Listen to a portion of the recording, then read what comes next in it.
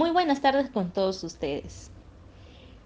El tema que les voy a hablar es sobre la campaña de información de manera virtual, sobre procedimientos para viajes y aislamiento de personas con retorno humanitario a las diferentes regiones del país. Mi docente tutor es el magíster Goyo de la Cruz Mirabal, siglo sexto de la Facultad de Derecho, alumna quien le habla es John Goyo Vera Jocelyn Nicole. Y con respecto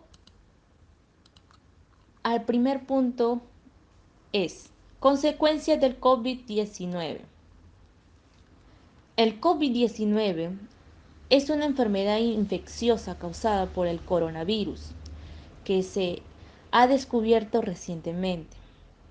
¿Y cuáles son los síntomas? Los síntomas son fiebre, tos seca y cansancio.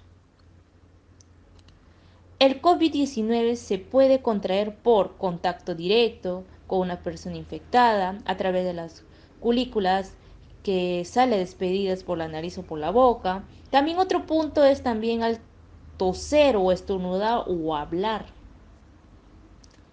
El segundo punto es el retorno humanitario. El retorno humanitario, con respecto a los retornos humanitarios, el Ejecutivo planteó protocolos para poder ayudar a las personas que se encontraban varadas en Lima o en distintas partes del país. Y es por ello que se estableció un estrecho vínculo con los gobiernos regionales para que esos colaboren con el traslado de las personas de manera segura y responsable y ordenado, ¿no? El tercer punto es el de los decretos que lo permitieron. Bueno, el día 15 de marzo se declaró en estado de emergencia en el Perú debido a la pandemia del COVID, ¿no? El decreto supremo numeral 044 declaró el estado de emergencia y asimismo también se hizo el cierre de transportes terrestres y aéreos y marítimos. El decreto supremo numeral 051 de la da la autorización para los viajes humanitarios, siempre y cuando para que sean las personas que quedaron varados, ¿no? Nacional o extranjeros. También se da con previa coordinación al gobierno regional. El cuarto punto es sobre los lineamientos de traslado y nos habla con respecto a esto.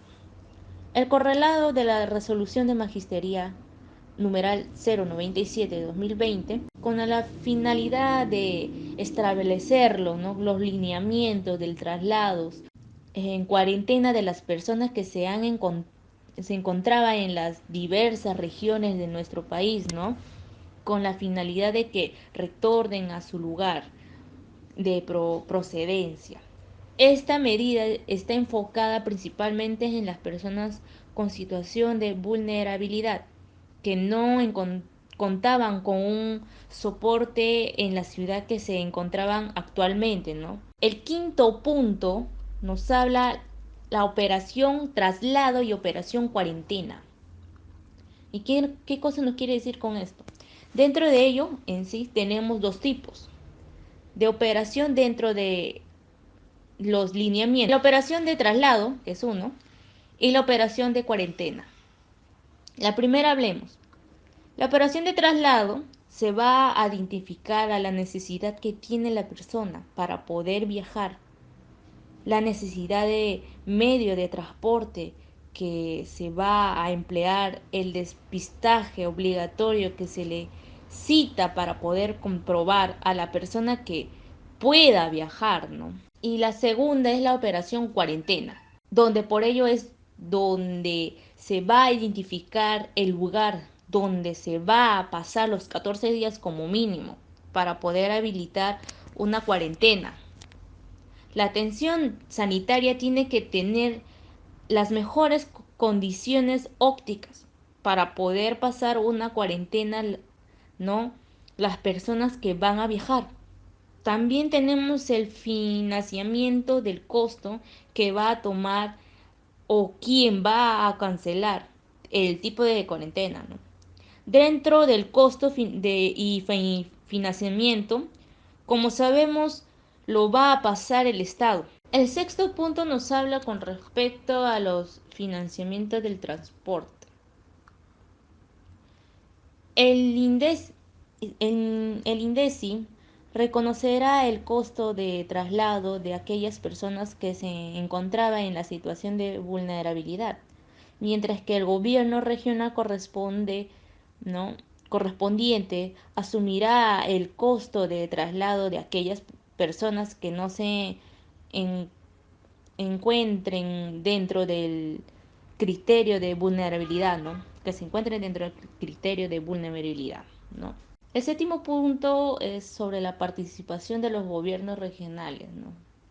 Los gobiernos regionales y la organización que adopta las medidas para facilitar el retorno de los pobladores. En ello tenemos el Instituto del Consejo del Ministerio Civil, como por ejemplo, tenemos el gobierno regional en sí de Lima, ¿no? Para así formular de forma virtual o electrónica como nombres y apellidos, solicitar la fecha de nacimiento, ¿no? En celular. Para asimismo retomar o formar, ¿no? De forma humanitaria que deben volver en su lugar de origen. El octavo punto nos habla sobre los resultados de las medidas formadas, ¿no? O sea, el octavo nos dice a este punto sobre los resultados de las medidas formadas. ¿Qué nos quiere decir con esto? Bueno, dada que el día 30 de abril, INDECI hizo público que se encontraba movilizado a más de 20.000 personas hacia su destino en sí, a su lugar, ¿no? Hacia su hogar. Y aquellas personas que no contaban con los medios necesarios ni con las medidas para poder regresar a su casa, ¿no? Porque no tenían esas medidas, ¿no? Esa posibilidad, ¿no? De poder regresar a su hogar. Estos fueron movilizados por vía terrestre y también por vía aérea. La organización traslado seguros como medidas solidarias del gobierno, también transferencias, también hicieron las transferencias de recursos para todas las regiones y así éstas pudieran también solventar el traslado, tales como los gastos de comida, estadía para quedarse, ¿no? En cuarentena y evitar más los contagios. Actualmente la Sutran, ¿no? Desde el día 15 de abril aplicó sus protocolos para garantizar los buses que cumplan los requisitos de seguridad. Misma medida que se estaba corriendo en marcha, ahora sea entre estos últimos días, ¿no? Que ahorita estamos pasando.